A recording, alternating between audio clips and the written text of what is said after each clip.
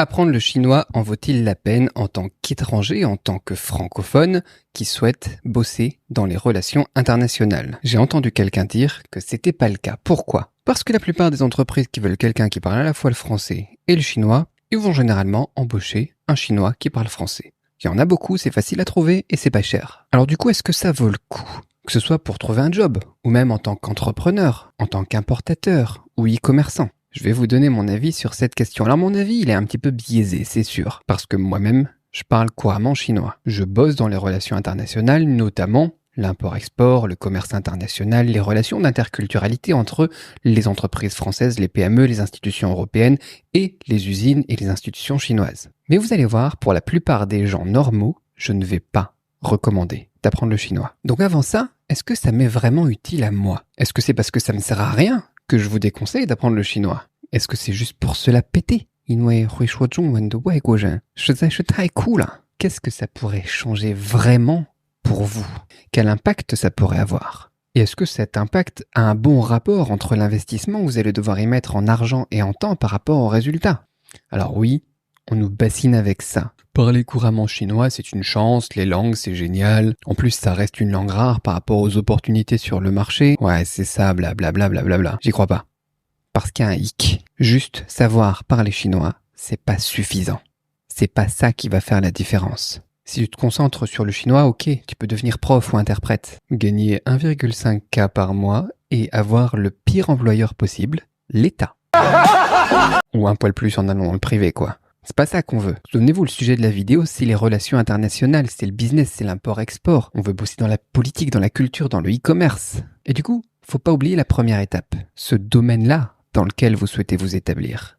Vous former dans ce domaine, c'est ça qui doit être la priorité pour vous. Vous devez vous former dans l'import-export, dans le e-commerce, dans les relations internationales, etc. Le chinois, en fait, comme ils le disent dans les annonces d'emploi dans ces domaines-là, c'est un plus.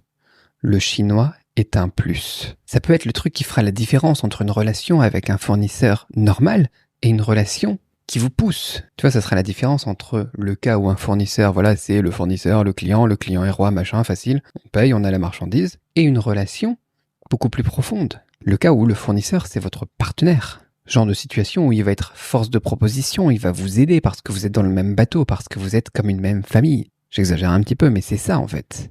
Une relation humaine beaucoup plus profonde. On a pu le voir pendant la crise du Covid.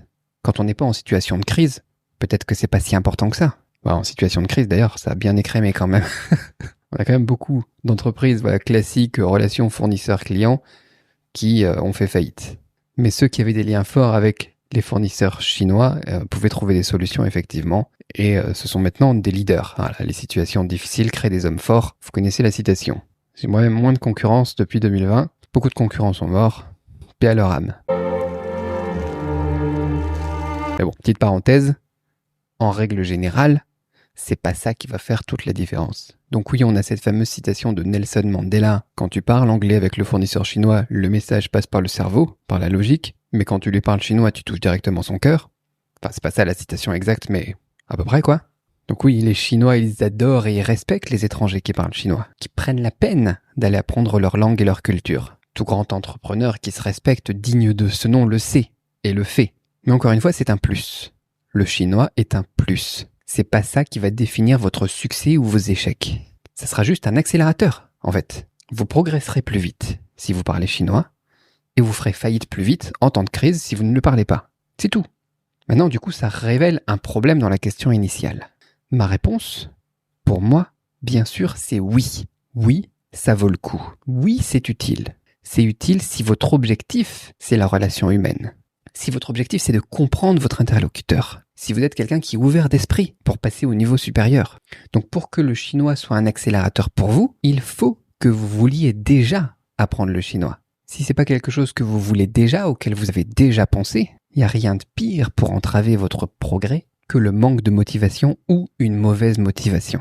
Donc du coup, si pour moi la réponse est un grand oui, si vous posez la question aujourd'hui, en fait, la réponse pour vous, ça serait plutôt non. Si vous comprenez ça et que vous me regardez là et que vous êtes en train de vous dire oui, c'est effectivement ce que j'étais en train de penser.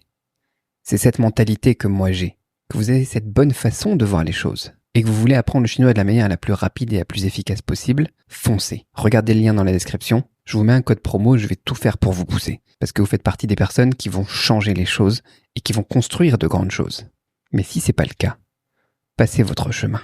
Je vous le recommande pas, vous risquez simplement de perdre votre temps.